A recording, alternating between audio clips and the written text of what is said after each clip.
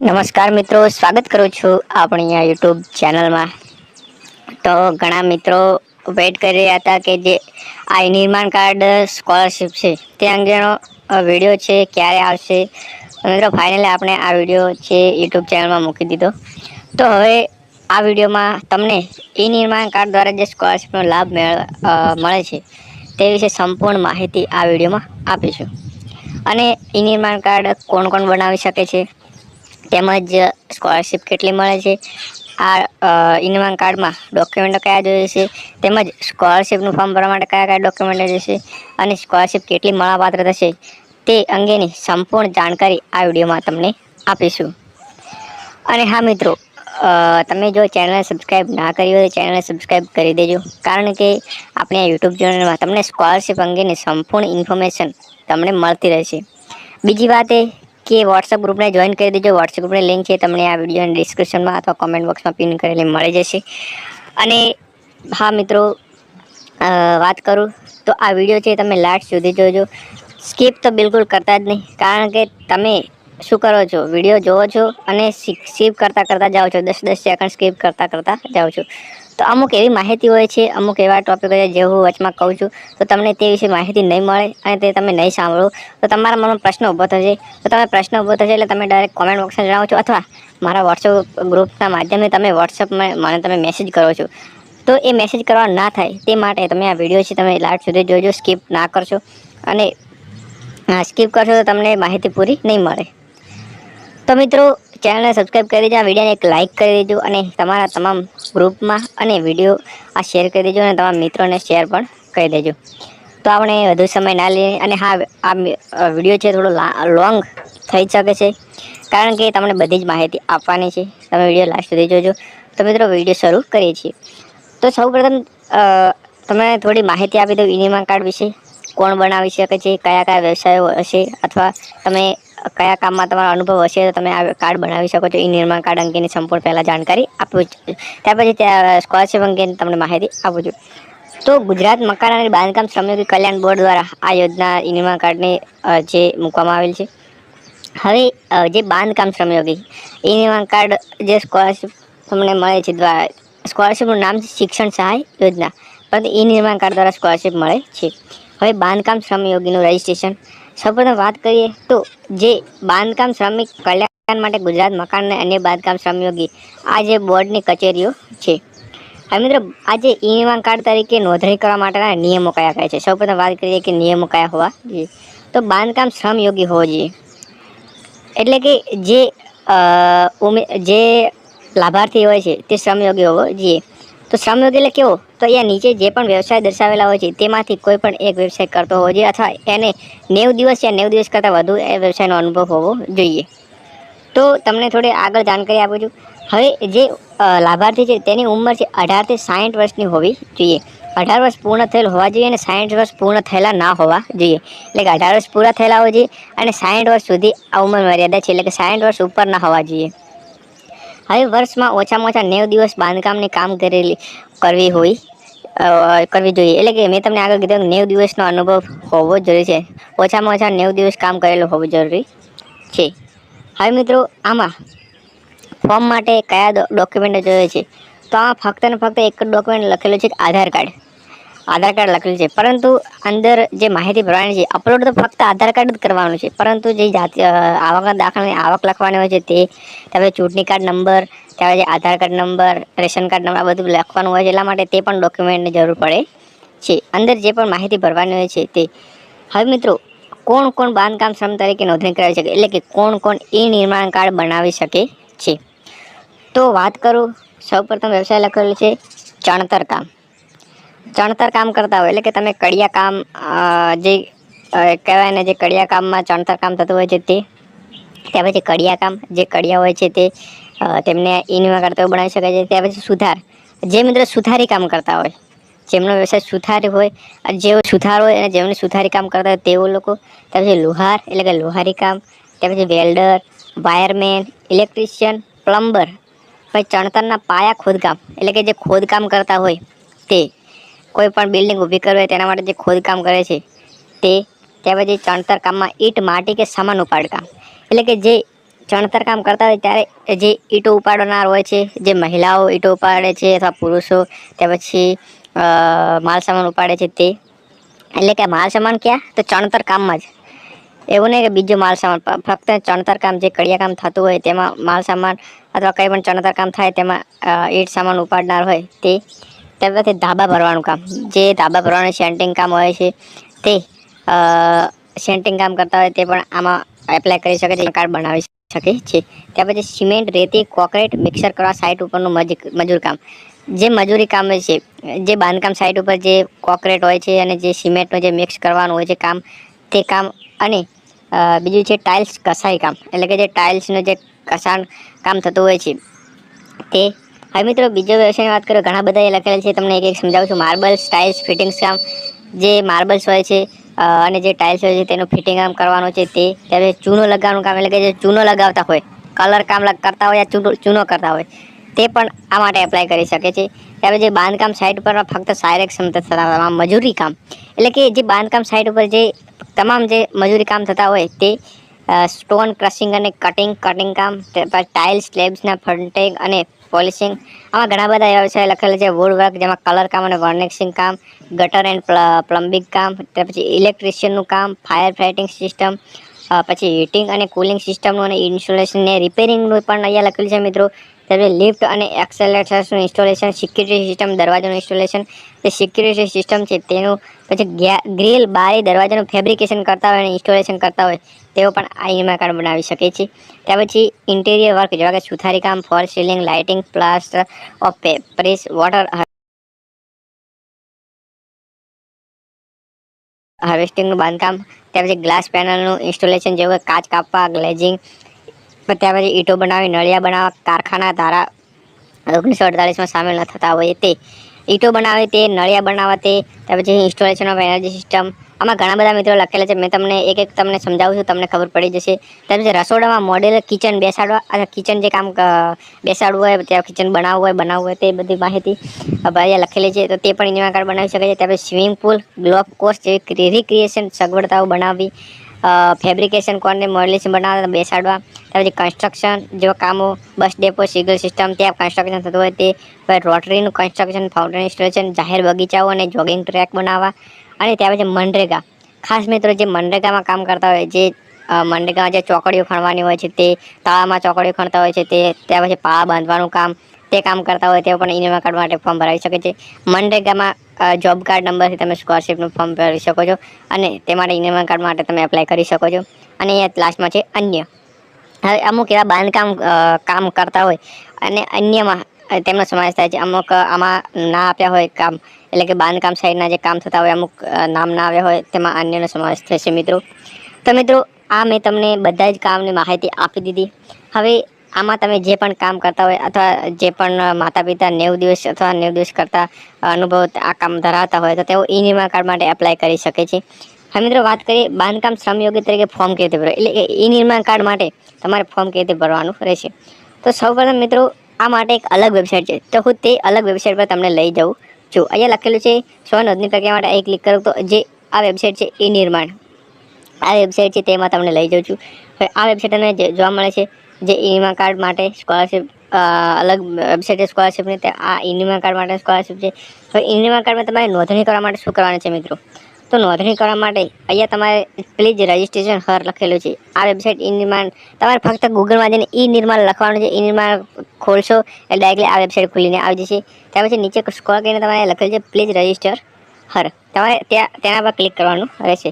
તેના પર ક્લિક કરશો એટલે કંઈક આ પ્રકારનું પેજ ઓપન થશે. તેમાં તમારે ફૂલ નેમ, તમારા આધાર કાર્ડ પ્રમાણે જે તમારા આધાર કાર્ડ પ્રમાણે જેનું નામ છે તે. મિત્રો ખાસ વાત કે આ ઈએમઆઈ કાર્ડ છે તે કુટુંબમાં જે કમાવનાર વ્યક્તિ છે, એટલે કે જે ધંધો જે કામ કરનાર વ્યક્તિ છે તે જ આ ઈએમઆઈ કાર્ડ માટે એપ્લાય કરી શકે છે. જે વિદ્યાર્થી અથવા અભ્યાસ કરતા વિદ્યાર્થી હોય છે તે ઈએમઆઈ કાર્ડ બનાવી શકતા નથી. તો એ આધાર કાર્ડ પ્રમાણે તમારું નામ લખવાનું છે, ત્યાર પછી આધાર કાર્ડ નંબર લખવાનો છે, ત્યાર પછી gender, birth date, mobile number, ત્યાર પછી પાસવર્ડ તમારે કંઈ પણ બનાવી નાખવાનો છે. અને પાસવર્ડ કેવી રીતે બનાવો તમને જણાવો કે તમારું નામ હોય તે લખવાનું, ત્યાર પછી @ કરીને 1 2 3 કરી દેવાનું છે. આ પ્રકારનો પાસવર્ડ તમારે કરી દેવાનો છે. પછી યુઝર ટાઈપ છે તેમાં તમારે કન્સ્ટ્રક્શન વર્કર કરવાનું છે. કન્સ્ટ્રક્શન વર્કર કરશો એટલે તમારે રજિસ્ટ્રેશનમાં ક્લિક કરવાનું છે, એટલે તમારું રજિસ્ટ્રેશન કન્ફર્મ થઈ જશે. ત્યાર પછી એક યુઝર આઈડી જનરેટ થશે. તે યુઝર આઈડી દ્વારા તમારે શું કરવાનું છે, અહીંયા તમારે યુઝર આઈડી દ્વારા છે લોગિન કરવાનું રહેશે. લોગિન કરીને અહીંયા ઓપ્શન આપેલો છે, તમારે યુઝર આઈડી નાખવાની છે. અંદર મેં તમને પાસવર્ડ જણાવ્યો તે પ્રમાણે તમારો પાસવર્ડ અહીંયા તમારે બનાવેલો પાસવર્ડ નાખવાનો છે. પછી કેપ્ચા કોડ અહીંયા લખેલું તે કરવાનો છે અને લોગિન કરશો એટલે જે બીજું પેજ ઓપન થશે. અને તેમાં કેવું હશે મિત્રો, પહેલાં તમારે જે ફોટો છે ફોટો ડાયરેક્ટલી સ્નેપ કરવાનો છે. કહેવાનો મતલબ કે ફોટો જે લાઈવ તમારો ફોટો કેમેરાથી પડશે એમાં ફોટો અપલોડ કરવાનો રહેતો નથી. હવે ઘણા નો ફોર્મ તમે ઘરે બેઠા આમાં ભરી શકાતું નથી, કારણ કે આમાં ફોર્મમાં છે તે પ્રોબ્લેમ થતી હોય છે કે જે ફોટો છે લાઈવ, અમુક ફોટા છે લાઈવ અપલોડ કરવાનો હોય છે. જે તમારો પાસપોર્ટ સાઇઝનો ફોટો હોય છે તે અપલોડ કરવાનો નથી, પણ તમારે જે લાઈવમાં તમારી જે સ્થિતિ પ્રમાણે જે ફોટો છે તે અપલોડ કરવાનું રહેશે. ત્યાર પછી એટલું કર્યા પછી તમારે જે કામ તમે કરેલ છે તે કામનો અનુભવ અને તમે કામ કરેલ વિગત તમામ માહિતી આ ફોર્મમાં ઓનલાઈન ફોર્મમાં આવે તેમાં તમારે ભરવાની રહેશે. ત્યાર પછી મિત્રો લાસ્ટમાં અરજદારનું આધાર કાર્ડ જ અપલોડ કરવાનું રહેશે. આધાર કાર્ડ અપલોડ કર્યા પછી તમારે સેવન નેક્સ્ટ પર ક્લિક કરવાનું છે. ત્યાર પછી તમારે છે સેન્ડ ઓટીપી એટલે કે જે મોબાઈલ નંબર છે વેરીફાઈ કરવાનો રહેશે. મોબાઈલ નંબર નીચે સેન્ડ ઓટીપી ઓપ્શન આવશે, તે સેન્ડ ઓટીપી પર ક્લિક કરશો એટલે તમારે મોબાઈલ નંબર ઓટીપી આવશે. ઓટીપી નાખીને તમારે વેરીફાઈ કરવાનું છે અને લાસ્ટમાં તમારે સેવન નેક્સ્ટ કરીને ફાઇનલ સબમિટ કરી દેવાનું છે. ત્યાર પછી તમારું ફોર્મ છે આગળ જશે અને તમારા તાલુકા ડિસ્ટ્રિક્ટમાં અને તે ફોર્મ વેરીફાઈ થઈને તમારે જે 10-15 દિવસની અંદર ઈ-નિર્માણ કાર્ડ બની જશે. તો મિત્રો આ તમને પ્રોસેસ જણાવી દીધી ઈ-નિર્માણ કાર્ડ અંગેની. હવે હજી સુધી તમારે કોઈ ડાઉટ હોય તો તમે મને કોમેન્ટ બોક્સમાં જણાવી શકો છો અને મને વોટ્સએપમાં પણ મેસેજ કરી શકો છો. વોટ્સએપમાં મેસેજ કરવા માટે તમે મારા પહેલાં ગ્રુપમાં જોઈન થાવ. ગ્રુપમાં જોઈન થઈને મારા 2 નંબર છે તેમાંથી કોઈ પણ એક નંબર પર મેસેજ કરીને ફક્ત ને ફક્ત મેસેજ જ કરવાનો રહેશે, કોલ કરશો નહીં. મેસેજ કરીને તમે તમારી માહિતી લઈ શકો છો. હવે મિત્રો મેં તમને ઈ-નિર્માણ કાર્ડ અંગેની માહિતી આપી દીધી. હવે વાત કરીએ કે તમારે જે સ્કોલરશિપનું ફોર્મ છે તે કેવી રીતે ભરવાનું છે. જો ઈ-નિર્માણ કાર્ડ હોય તમારી જોડે તો સ્કોલરશિપનો લાભ લેવા માટે તમારે શું કરવાનું છે, તો તમારે અહીંયા ક્રોમ બ્રાઉઝર ઓપન કરીને તમારે શું કરવાનું છે, શું કરવાનું છે, સન્માન, અહીંયા સન્માન પોર્ટલ લખવાનું છે. સન્માન પોર્ટલ તમારે ટાઈપ કરવાનું છે. અહીંયા sanmangujarat.gov.in આ પ્રકારની વેબસાઇટ ઓપન થશે. તો તમારે એ વેબસાઇટ પર ક્લિક કરીને જે વેબસાઇટ જે ઓપન થશે એ તમે જોઈ શકો છો. આ પ્રકારની બીજી વેબસાઇટ છે તે ઓપન થઈ ગઈ છે. હવે મિત્રો આમાં તમારે ફોર્મ ભરવા માટે તમારી જોડે ઈ-નિર્માણ કાર્ડ જરૂરી હોવું જોઈએ. હવે તમે જોઈ શકો સ્કીમની થોડી વાત કરું મિત્રો, તો અહીંયા બિલ્ડિંગ અધર કન્સ્ટ્રક્શન વર્કર, હવે આમાં યોજના નામ છે શિક્ષણ સહાય યોજના. મેં તમને પહેલાં ઈ-નિર્માણ કાર્ડની હવે વાત કરી. હવે વાત કરું છું તમારે સ્કોલરશિપનું ફોર્મ કેવી રીતે ભરવું એ વિશે વાત કરું છું. શિક્ષણ સહાય અથવા PhD યોજના, જે તમારે ધોરણ મેં તમને સ્કોલરશિપ તમને કહું છું તે આ યોજના છે, શિક્ષણ સહાય યોજના. પહેલી લખેલી છે શિક્ષણ સહાય યોજના. આ યોજનાનો હેતુ શું છે, તો રાજ્યના ઉચ્ચ શિક્ષણના અભ્યાસક્રમમાં પ્રવેશ મેળવવા માંગતા તેજસ્વી અને જરૂરિયાતમંદ બાંધકામ શ્રમિકના વિદ્યાર્થીની કારકિર્દીની ઘડતર માટે તથા શિક્ષણમાં આગળ વધી બાંધકામ શ્રમિક બાળકમાં ડોક્ટર, એન્જિનિયર બને તે હેતુસર બાંધકામ શ્રમિકના કોઈપણ બે બાળકને કુટુંબમાં વર્ષમાં એકવાર માટે આર્થિક સહાય પૂરી પાડવી. વર્ષમાં એકવાર એટલે કે એક વર્ષમાં એકવાર સહાય મળે છે, ત્યાર પછી બીજા વર્ષમાં એકવાર સહાય મળે છે. એમ કોલેજ આગળ ભણે છે ત્યાં સુધી તેને સહાય મળે છે. આ સહાય છે ધોરણ 1 થી કોલેજ સુધીનો અભ્યાસ કરવા માટે તમને સહાય મળે છે. હવે લાભ મેળવવા માટે પાત્રતા શું છે, તો નોંધાયેલા બાંધકામ શ્રમિકના કોઈ પણ બે બાળકને વર્ષમાં એકવાર જે લાભ છે લખેલું છે આ પાત્રતા છે. હવે લાભ મેળવવાની પાત્રતા અહીંયા છે લખેલી છે.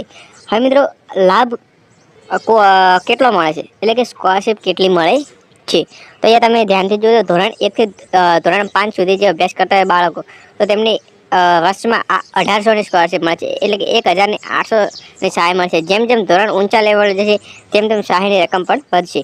ત્યાર પછી ધોરણ 6 થી ધોરણ 8ના વિદ્યાર્થીને 2400 રૂપિયા, ત્યાર પછી ધોરણ 9 થી ધોરણ 10ના વિદ્યાર્થીને 8000 સ્કોલરશિપ મળે છે.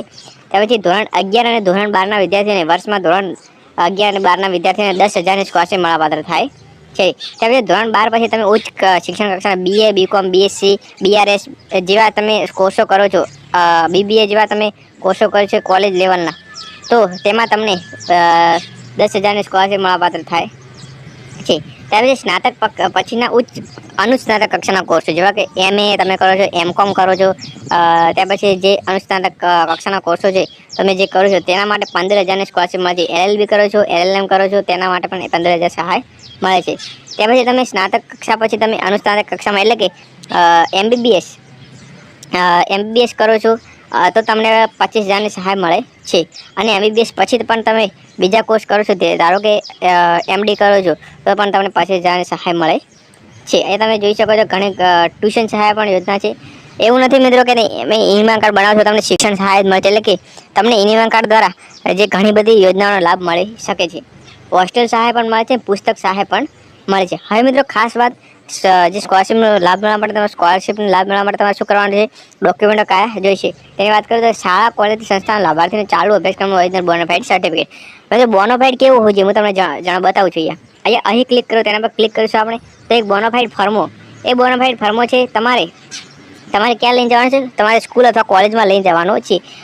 આ કોલેજ અને સ્કૂલમાં તમારે આ પ્રકારનું જે બોનાફાઇડ સર્ટિફિકેટ લઈ જશો એટલે તેના જે લેટર પેડ હોય છે, જે સંસ્થા કોલેજ નામ હોય છે ઉપર લખેલું હોય છે, અને તેમના કાગળિયામાં આ બધી જ માહિતી ભરીને આનો ઉતારો કરીને તમારી માહિતી ભરીને તમે કયા ધોરણમાં છે તે બધું લખીને જે બીજું કાગળ હોય છે એટલે કે જે બીજો ફર્મો હોય છે તેમનું જે લેટર પેડ હોય છે તેના પર તમારે આ બધી માહિતી ભરીને તે તમને બોનાફાઇડ આવશે. ખાસ આ PDF ને પ્રિન્ટ કાઢીને તમારે ત્યાં આપવાની છે, પણ આમાં કંઈ માહિતી ભરવાની નથી. માહિતી બીજી લેટર પેડ હોય છે સંસ્થા કોલેજનું જે ઉપર નામ હોય છે, સિમ્બોલ હોય છે, તે કાગળિયામાં આ બધી માહિતી ભરીને તમારે એ લઈને આવવાની છે. આનામાં માહિતી ભરવાની નથી. આ ફક્ત એક ફર્મો છે. ત્યાર પછી આચાર્યને સહી સિક્કા કરીને આ બોનાફાઇડ તમારે લાવવાનું છે. આટલું કર્યા પછી મિત્રો તમારે જોડે જે લાભાર્થીના તથા બાળકના પાસપોર્ટ સાઇઝના ફોટા, જેનું ઈ-નિર્માણ કાર્ડ છે, જેમનું ઈ-નિર્માણ કાર્ડ બનાવ્યું છે તેના જે પાસપોર્ટ સાઇઝનો ફોટો છે તે, અને જે બાળકનો પાસપોર્ટ સાઇઝનો ફોટો છે તે જરૂરી છે. વિદ્યાર્થીનો પાસપોર્ટ સાઇઝનો ફોટો જરૂરી છે. ત્યાર પછી બાળકના આધાર કાર્ડની નકલ, એટલે કે વિદ્યાર્થીનો જે આધાર કાર્ડ હોય છે તે, ત્યાર પછી બાળકની ગત વર્ષની પરિણામની નકલ, એટલે કે જે વિદ્યાર્થીને ગયા વર્ષનું રિઝલ્ટ હોય છે તે જોઈશે. ત્યાર પછી ફી ભર્યાની પહોંચ, જો તમે સરકારી શાળામાં ભણતા હોય તો પણ તમારે ફી ભર્યાની પાવતી, એટલે કે જો ફી ના હોય તો પણ ₹0 ફી તમારે પાવતી જે સ્લીપ છે તમારે લઈ આવવાની રહેશે. ત્યાર પછી જો લાભાર્થી હોસ્ટેલમાં રહીને અભ્યાસ કરતો હોય, જો હોસ્ટેલ સહાય લેવી હોય તો તે હોસ્ટેલનો જે સહી સિક્કા જે પ્રમાણપત્ર હોય છે તે જરૂરી છે. ત્યાર પછી હોસ્ટેલ ફી ભર્યાની પહોંચ, હોસ્ટેલની ફી ભરી હોય તો તેની પહોંચ જરૂરી છે. ત્યાર પછી પુસ્તક તમારે ખરીદવા માટે સહાય જોઈતી હોય તો તે માટે પુસ્તક સાધન સહાય, પુસ્તક માટે જે તમે બિલ લાવ્યો હોય તે બિલ જરૂરી છે. ત્યાર પછી લાભાર્થીની અટક તેમજ નામ અલગ પડતા હોય તો તેઓની પાસેથી ગેજેટ એફિડેવિટ તમે બનાવી શકો છો મિત્રો. લાભાર્થીનું નામ અથવા અટક અલગ પડે આ ડોક્યુમેન્ટમાં તો તમે તે એફિડેવિટ પણ કરાવી શકો છો. ત્યાર પછી બેંકની પાસબુકના પહેલા પાનાની વિગત, હવે બેંક પાસબુક છે તે વાલીની જોઈશે, વિદ્યાર્થીને જોઈશે નહીં. ત્યાર પછી એફિડેવિટ, મિત્રો આ ખાસ સોગંદનામું છે તે કરાવવાનું રહેશે. ₹5,000થી તમારે જો સ્કોલરશીપ મળતી હોય તો 5,000 કરતાં વધુ તમને સ્કોલરશીપ મળવા થાય તો તમારે એફિડેવિટ કરાવવું જોઈએ છે. વકીલ જોડે એફિડેવિટ કરાવવાનું રહેશે. હવે એફિડેવિટ છે તે ₹50ના સ્ટેમ્પ ઉપર કરાવવાનું રહેશે મિત્રો. હવે મિત્રો વાત કરો લાભ ક્યાંથી મેળવવો. બીજી વાત કે આ વિડીયો થોડો લાંબો થઈ ગયો છે તો તમે આ વિડીયો જોજો પૂરો. તમે સ્કીપ કરશો તમને નહીં ખબર પડે. તો લાભ ક્યાંથી મેળવવો, તો જે બાંધકામ બોર્ડની જિલ્લા કચેરીમાં જઈ સન્માન પોર્ટલ પર ઓનલાઈન અરજી કરવાની. તમે જાતે પણ ઓનલાઈન અરજી કરી શકો છો. બાળકોને સહાય હોય તો બંને બાળકોના અલગ ફોર્મ ભરવાના રહેશે મિત્રો, અલગ ફોર્મ ભરવાના હોય છે. ત્યાર પછી તમારા ફોર્મની જે લાસ્ટ ડેટ કઈ છે તો તમારું જે સત્ર ચાલે, શૈક્ષણિક સત્ર ચાલુ થયાથી 6 મહિનાની અંદર, આજથી જો તમે 6ઠ્ઠા મહિનાની સત્ર ચાલુ થયું તો 12મા મહિનાની અંદર સુધી તમારે જે સ્કોલરશીપ ફોર્મ ભરવાનું રહેશે. ત્યાર પછી ફોર્મ ભરાશે નહીં. ત્યાર પછી મિત્રો અહીંયા કેટલીક મુદ્દા પણ લખેલી છે. હવે અહીંયા અરજદાર દ્વારા ઓનલાઈન સન્માન પોર્ટલ પર અરજી કરવાની રહેશે મિત્રો.